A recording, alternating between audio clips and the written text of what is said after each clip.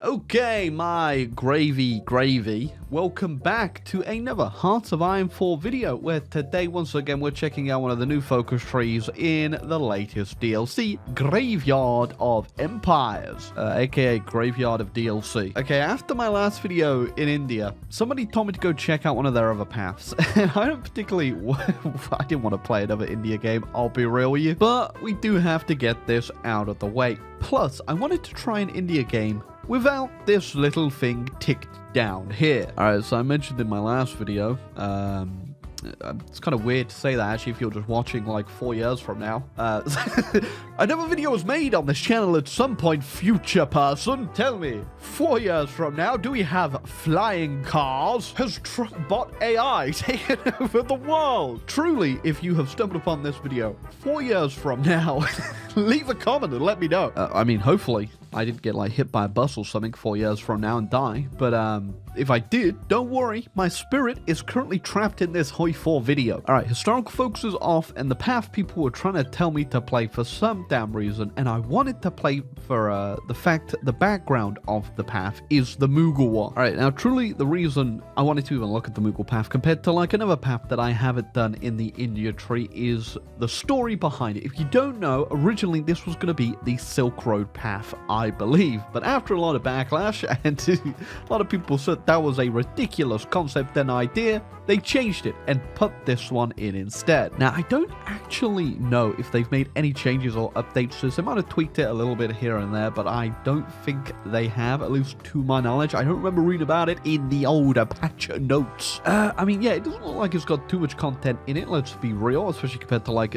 some of these larger trees over here, but we'll give it a go and hopefully have some moderate degree of fun. This fine British gentleman looks like the type of guy that would eat something called pepper plop for dinner and wash it down with a sherry from Lord Viscount Hubert von Tinklebottom's brewery and distillery. Okay, so the Mughal uprising doesn't look too crazy looking at it, and in terms of how it actually pops off, we just have to do these two focuses right here and then the Mughal uprising, and we should blow up India. We don't have any decisions on the map, anything fun gameplay wise. I guess it's just as simple as a couple focuses. Oh, yeah, Ethiopian Civil War. Haven't seen that one before in my travels of non-historical, so they're actually siding with the Italians and becoming a puppet. Oh, yeah, how does this actually work with the abdication crisis, actually? Should I just set us up to be leaving? Because, yeah, that will make us independent. So maybe we should just wait a second on the Mughal uprising and see what happens. And I guess there we go.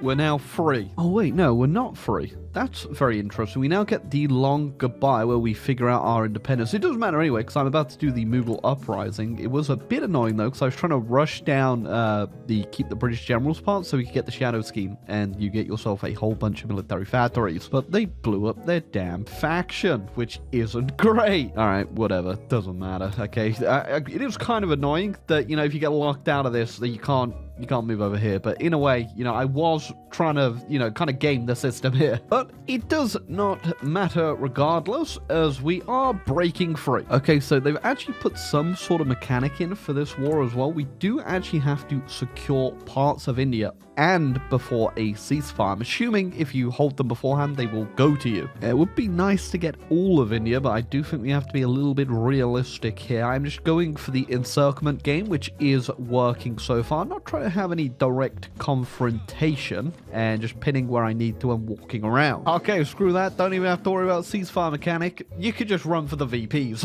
Well, that most certainly makes my life 100% better. Next, I'm going to rush on down to get Burma as quickly as we can. It's only 2 more focuses, and we do also get calls on it. I believe we do. Very nice. I went with Mir Osman Ali Khan as our leader because he is the patron of education. Gives us a research speed 8%, which is nothing to turn your nose at, especially be at the start of the game. Man, these next two focuses here are going to be tough to choose one. That daily compliance gain and stability is really nice, but the recruitable population does hurt. So I think I'm going to go with secular administration because they get a research speed 12%. That's insane. I mean, especially considering we've already gotten 8% from an advisor here, another 8% from our leader, and then another 12% there. And on top of the fact we haven't even done our research stuff over here. Like, we're going to be, we're clever fellows. Yeah, we also get war goals on the French and Portuguese to take their land back. But, you know, I'm trying to think of a way we could potentially work in fighting Portugal here, because it would be really good if we could somehow get over there to beat them. Okay, look at that Mughal Empire right there. Looking pretty damn good. And of course, we do have our core states on Burma, which I'm pretty sure even some Indian paths don't allow you to actually get. Now, because we're obviously non-historical here, we want to roll this expansion as quickly as we can, because if we don't do it now, there are chances that these guys, when I do declare war on them,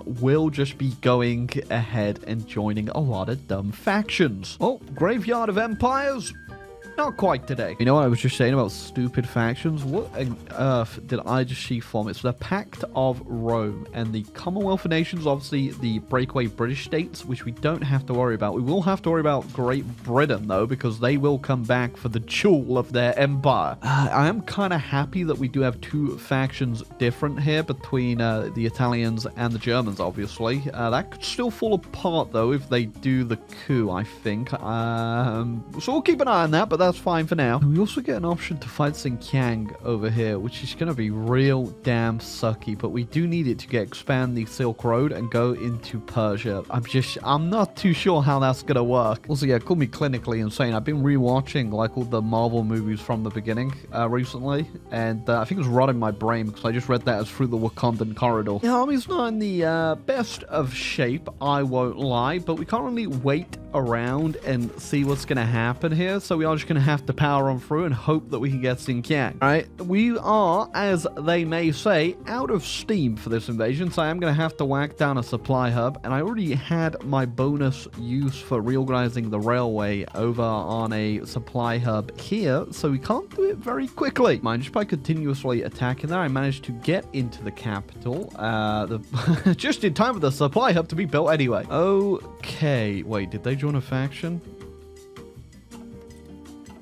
You gotta be kidding me. I'll say we can kind of hope the Japanese might take care of communist China there, but Guangxi clique.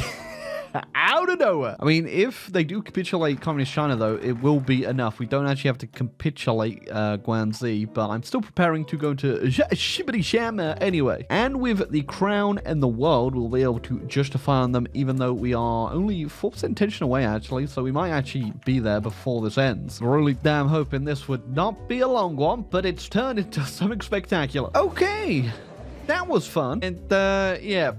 These are the borders, I guess. So I'm pretty sure I just saw Peru join a faction there. And the Finnish Supremacy League. There's too much going on in this. Oh, my God. Just gonna pretend it's not real and keep on our conquest. We've pushed all the way through every war goal I can currently get safely now. And looking at the map, it's not too bad, but we're not done because I do need to control Ankara, which means I need to go ahead and fight the Soviets. Oh, that's one hell of a front, huh? We're gonna have to get a little bit more thought into this. What I was thinking is I can go ahead and join the German faction. They're already fighting just everyone in the Allies currently. Is it the Allies? I think it's called the Commonwealth of Nations and the American Concorder, but they are fighting what is essentially the Allies. So if I was to declare war on the Soviets, I could drag them in. I just don't know how well equipped they're going to be. I mean, heck, even I'm not well equipped right now. I'm going to need a lot more troops than what I currently have. Okay, the border with this fight is going to be absolutely insanity. Oh, Japan is fighting the Soviets. That is going to be very good for us because we're also going to bring the Germans in against them. I'm still waiting, just spamming out as many troops as I can just to fill out the front line here. We're almost done. I got this border done. We just need this one over here and with the Mongolians now because they joined their faction and we're ready to go. All right.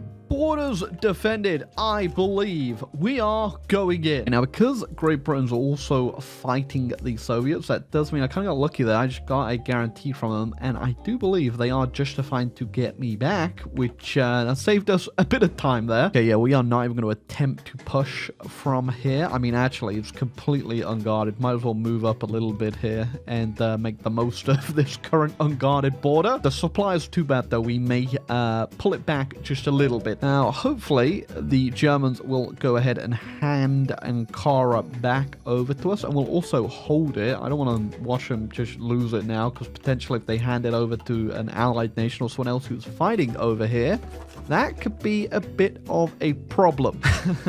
Well, you know, that's actually good to hear. Like, okay, boom, got Ankara. That means we can now go ahead and get all of the land we took from Iran and Iraq, and I think like Afghanistan and stuff like that as cores. Actually, do we already have Afghanistan as a core? I mean, yeah, we did. Okay, so it's just all the Iranian and the Iraqi stuff. Oh boy, Germany is getting eaten alive right now. I think they've also, yeah, they've ended up at all the path to Rome at the exact same time.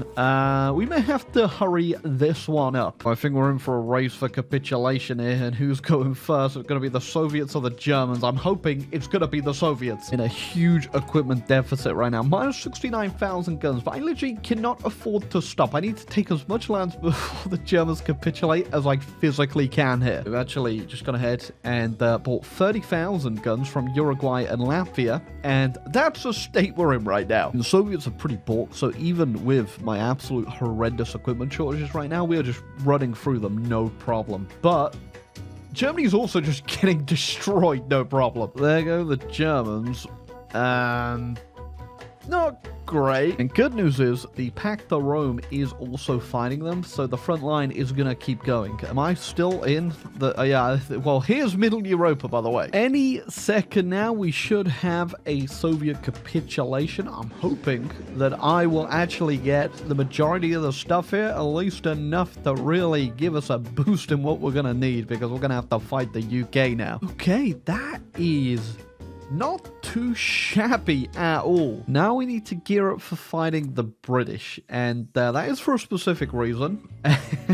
You're gonna have to wait and see. But before, I think we're gonna make it a bit easy for ourselves and start to release a few nations, just so we don't have to worry for too many direct fronts here. If I was gonna go ahead and name my boat of the amazing Mughal Navy, I don't think I'd go with HMIS Milkfish. Okay, I do think when the British do come in for me, I will join either the Path to Rome or the Japanese faction. Probably going to be the Path to Rome over here. Just it'll make things a bit easier. Yeah, British will most certainly actually declare on me too. They do have their justification already from their focus tree, and I'm going to get mine anyway. So as soon as I can, I'm going to break on an aggression pact and go in. Oh, okay, I disbanded my faction, just got my nation guaranteed by the US. That would be really funny. The British go ahead and declare on me now. Okay, so now I've completed this little focus all the way over here, an eye for an eye. I can now hit the incorporate the West Britain Company when I actually occupy Wales. So, you know, that's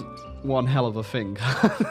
Okay, I was just waiting around seeing if Britain would ever declare on me, but because of that guarantee, I don't think they're brave enough to currently do it. So I'm going to be the one to declare on them. Hopefully, I can then get myself into a faction with the Path to Rome. They should invite me after a little while. There you go. Italy only just let me in, but we are now in. Kind of think they wouldn't let me in, but they have changed their mind. But I did go ahead while I was just going to wait for the Italians, and I've decided to finally take care of Yunnan, who has declared themselves the real China. In the meantime, though, we can go ahead, get our real army over to the Western Front over here and help keep the Italians secure while we figure out a way to get into the UK. Alright, I only have submarines, so we're going to have to work something out here to get naval supremacy. I do have a little bit of the German fleet I took in the peace conference from the Soviets, but I don't think that's going to cut it. Since I do have Spain and Italy, who do have a little bit of a navy left, if I just whittle down the British one enough with naval bombers and my submarines, we might be able to do this. It isn't just the British we have to defeat here, because it wasn't the British whose faction we're in. It's the Canadians. And,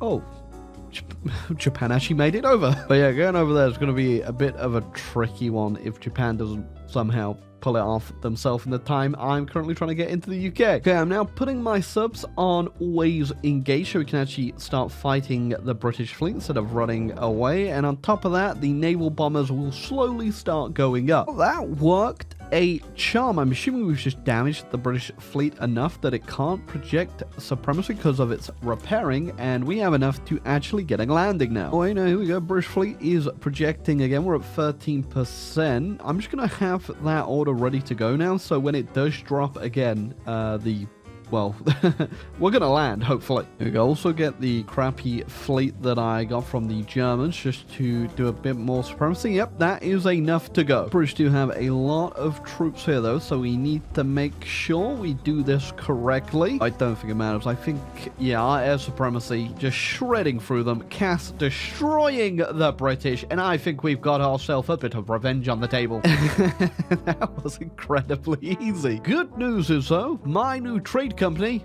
ready for business. The Mughal West Britain Company. Oh, that's so incredibly cursed, but also so funny to me. I should have actually probably played Iron Man because I assume there was achievements there. I haven't actually looked at any of the new achievements just because the DLC was so broken. I didn't even want to attempt to do it on release. Okay, now there is one other thing I haven't really shown off with India, and that is war elephants. Now, the reason I haven't shown them off is because I'm not too sure what to actually do with these. Now, the reason I just haven't used them or shown them off is because I don't know how. What am I supposed to do with these damn things? These colossal animals. They require a lot of infantry per division as well, so I've only really got to the point now where I can afford to spam a few out. But I guess there's no better time than the present to whip out the elephants. It's pretty insane that that is 3,000 infantry equipment per one of these. In comparison, just a normal infantry is 1,000. So yeah, pretty expensive. Okay, you know what? I'm just going to convert some of my already on-the-ground units into elephant infantry. I cannot imagine the logistics of having to ship over that many elephants and then also replenishing them, but I guess they kind of replenish themselves if you give them a few years. Got the landing. Send across the elephants. Oh boy, look at them go, huh? But now that we have our firm control of the British West Company, Mughal West Britain Company, where we trade sheep from Wales and coal. What else does Wales have? With the great talk of the great Mughal Empire, stern men with stoic intellectualism will be heading on over to the great, astounding new Mughal West Britain Company, where we can head on down for a wondrous vacation of thought to Barry Beach. It's about to be a lot easier by the fact that Japanese, or I guess the Peruvians, did manage to take this French island up here, so we can land a lot easier. It was actually completely undefended. Wow, amazing. Easy game. I'm trying to find like the downside to these elephants and why exactly you wouldn't use them, because they're not bad at all. They don't have any horrendous terrain modifiers except for urban and, unsurprisingly, amphibious, which, yeah, I can't imagine that go too well. But I do think the drawback is obviously just down to their cost. They're extremely costly. Very costly and a little less org than a normal infantry division. But, I mean, the soft attack is pretty insane for just, well, essentially what would be guns and artillery. Now we just have to march our stupid little elephants across Canada and get ourselves the capitulation. Why, every time I actually invade Canada, all I can think about is an Empire Total War, whereas if you play as anyone that's conquering, you know, the New World over here, and you want to take that one British settlement that's like up in Canada over here, I think in like Factory or whatever, it's about 500 turns to walk there. But nothing a few elephants can't take care of. Oh yeah, I didn't really think about the peace conference here. What do I want? What do I take? What is worth losing brain cells over? Alright, I mean, that wasn't too bad at all. I took all the British little islands and stuff down here and even went ahead and kept them puppeted if I wanted to really take their navy and continue this game. Plus, on top of that, I could finally go back now and get my factories. We won't be doing that though. Yeah, I think we're definitely done with this game. I was gonna potentially go invade the US, but I don't think it'd be Yeah, hello, Wendell. I don't think it'd be too difficult to really do. Even if I wanted to go ahead and take down the Italians, they were looking pretty damn weak as well. So I think I'm just going to leave it off here. And actually, this wasn't too bad of an Indian path. I actually had quite a bit of fun with it. It was pretty chaotic and kind of non-stop.